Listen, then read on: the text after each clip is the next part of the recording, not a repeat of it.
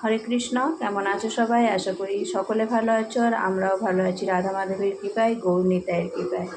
তো তোমরা সকালবেলা গৌরনীতায়, রাধা মাধব, গোপাল, নৃসিংহদেবকে একবার দর্শন করে নাও।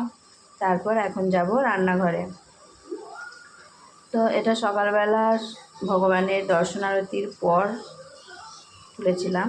তো এটা আবার অনেকক্ষণ পর, এখন প্রায় 11টা মতো বাজে। এখন আমি করব ভগবানের জন্য ভোগ রান্না। তো আজ ভগবানের জন্য বানাবো অনেক রকম সবজি দিয়ে একটা পাতলা করে রসা, আর তিল ভাজা, সাদা তিল বেটে ভাজবো, আর টমেটোর চাটনি করব। ব্যাস এটুকুই রান্নাবান্না করব আজকে ভগবানের জন্য। তো এখানে আমি রান্না বসিয়েও দিয়েছি। তো সবজিগুলো আমার ভাজা হয়ে গেছে। সবজির মধ্যে ছিল ঢ্যাঁড়স, বেগুন আর পটল। আর ওখানে কড়াইয়ের মধ্যে লঙ্কা, পাঁচফোড়ন দিয়ে আর সবজিগুলোকে ভেজে নিচ্ছি। এই সবজিগুলোকে ভাজা ভাজা করে আর ওর মধ্যেই আদা বাটা মশলা দিয়ে কষিয়ে নেব। তো এখানে সবজির মধ্যে দিয়েছিলাম আলু, কচু, পেঁপে, লাউ শাকের ডাঁটা দিয়ে ভালোভাবে মশলা দিয়ে কষিয়ে নেব। যাই হোক, রান্না হতে থাক। তো তোমাদের সকলের কাছে আমার একটা রিকোয়েস্ট আছে। তো আমি নানা রকম সাংসারিক সমস্যার জন্য প্রত্যেক দিন নিত্য হয়তো নিয়মিত ভিডিও দিতে পারছি না। তো এর জন্য জানি না তোমাদের কারোর খারাপ লাগে কি না। তো যদি তোমাদের খারাপ লেগে থাকে অবশ্যই আমাকে ক্ষমা করবে। তো আমি চেষ্টা করব প্রত্যেক দিনের নিয়মিত ভিডিও দেওয়ার।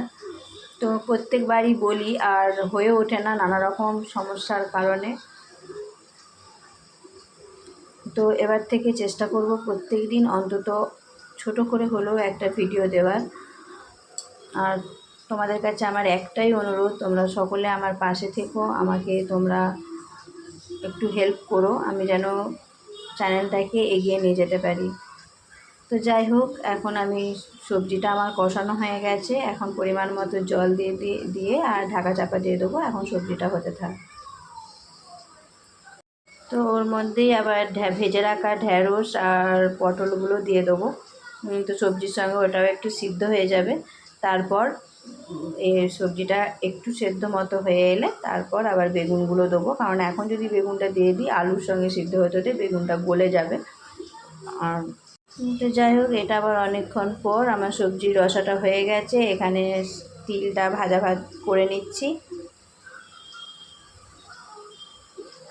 তিলটা একদম শুকনো শুকনো করে ভেজে নেব।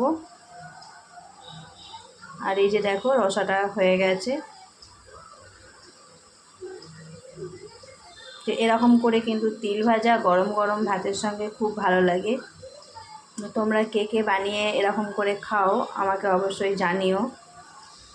আর এখানে তিল ভাজাটা হয়ে যাওয়ার পর এখন বানিয়ে নিচ্ছি টমেটোর চাটনি। টমেটোর চাটনিটা হয়ে গেলে আজকের মতো রান্নাবান্না কমপ্লিট। তারপর ভগবানকে আবার ভোগ লাগাবো। যে দেখো, চাটনিটাও প্রায় হয়ে এসেছে, আর অন্যটাও এদিকে হচ্ছে। তো আবার অনেকক্ষণ পরে, এখন প্রায় 1টা মতো বেজে গেছে, এখন ভগবানকে ভোগ লাগিয়েছি। তো তোমরা সকলে ভোগ দর্শন করো, ভোগ দর্শনে দুর্ভোগ কাটে। আর আমার গোপালকে দর্শন করো।